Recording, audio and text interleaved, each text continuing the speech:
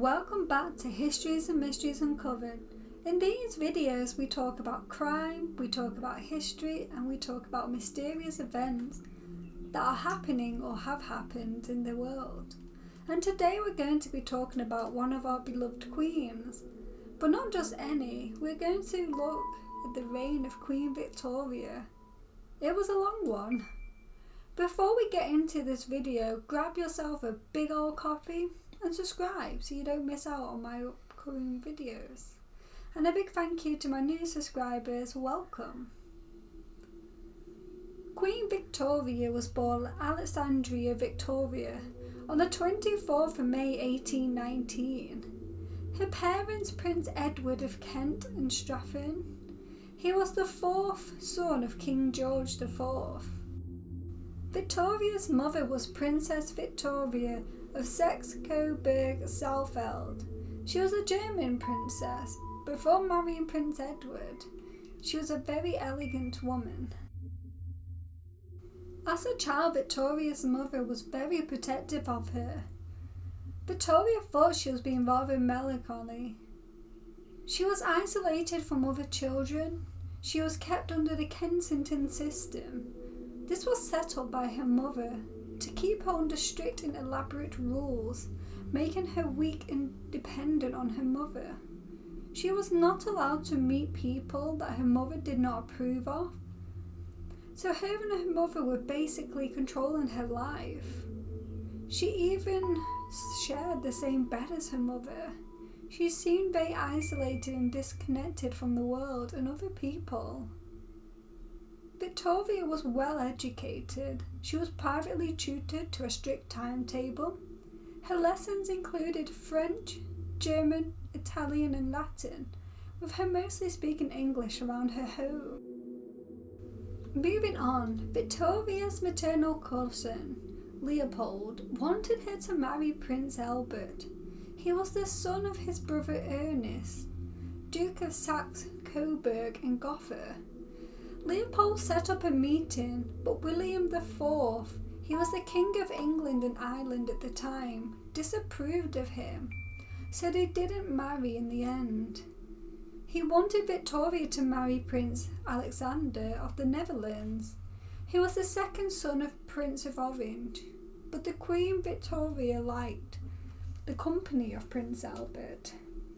She wrote, quote, "Albert is extremely handsome. His hair is about the same colour as mine. His eyes are large and blue. He has a beautiful nose and a very sweet mouth with fine teeth. But the charm of his countenance in his expressions, which is most delightful." End quote. She thought Alexander was a very plain person.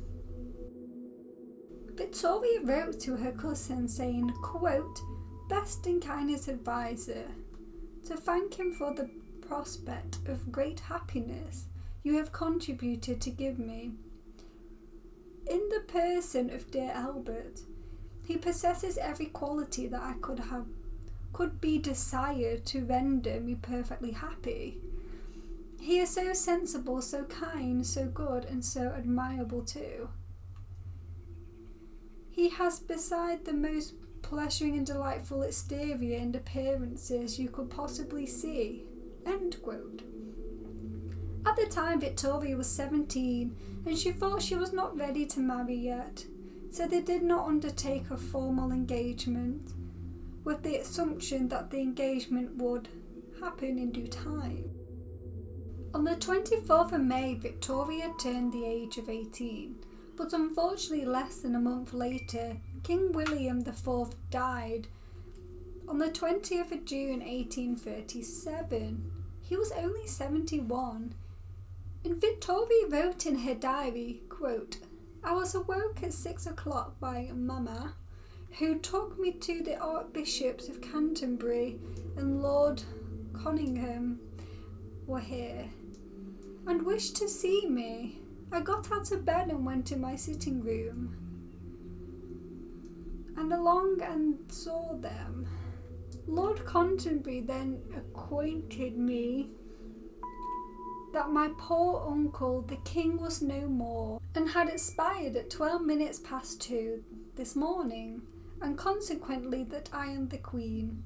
End quote. So, that is the history before Victoria became queen. Now moving on. In her official documents, her name Alexandra Victoria was on her documents, but she did not want that name, Alexandra. So she discarded that name and stuck with her name now, Victoria. With Queen Victoria still not being married, it became a concern.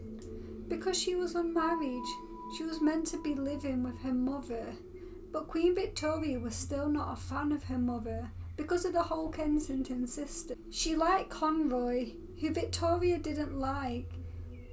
Queen Victoria refused to see her mother. So, Queen Victoria complained to Melbourne about her mother's proximity promised. Quote, "Torment for many years." End quote. She could avoid being forced to live with her mother by marriage. Victoria was very shocked, but Victoria previously showed interest in Albert, but she did not want to rush into wedlock. Queen Victoria and Albert became close, and she proposed on the 15th of October 1839, and on the 10th of February 1840 they got married at the Chapel Royal of St. James Palace. Albert became a political advisor, as well as being the husband of the Queen of England. Shockingly, somebody tried to assassinate the Queen while she was pregnant with her first child, an 18-year-old named Edward Oxford. She was visiting her mother with King Albert in her carriage when Edward fired 2 bullets. They both missed the Queen Victoria. Later on, he said the gun had no bullets in and was tried for high treason. He was not found guilty, but he was sent to an asylum indefinitely to get help for insanity, and then he was sent to Australia. On the 21st of November 1840, Queen Victoria had a beautiful baby girl, who she named Victoria. Victoria hated being pregnant. She thought breastfeeding was disgusting, which is understandable. It's not for everyone, and people do struggle, but she thought newborn babies were ugly, which in my opinion is childish. But over the next 17 years, she had 8 more children with Albert. Albert Edward, he was born in 1841. Alice, 1843. Alfred, in 1844. Helena, in 1846. Louis, in 1848. Arthur, in 1850. Leopold, in 1853. And Beatrice in 1857. Queen Victoria was very popular and idolised by the British people. They loved her. Amazingly, Queen Victoria wrote an average of 2,500 words a day during her adult life. She journaled from July 1832, age 13, until just before her death on the 22nd of January 1901, age 82. These journals were really well detailed and in depth, which is amazing because we rely on these historical documents, and it is important that we know and learn about our history. And because of these journals, we have an understanding of Queen Victoria and the person she was. So a massive thank you for watching. I'm going to leave this video here. I have only just touched the surface on her life.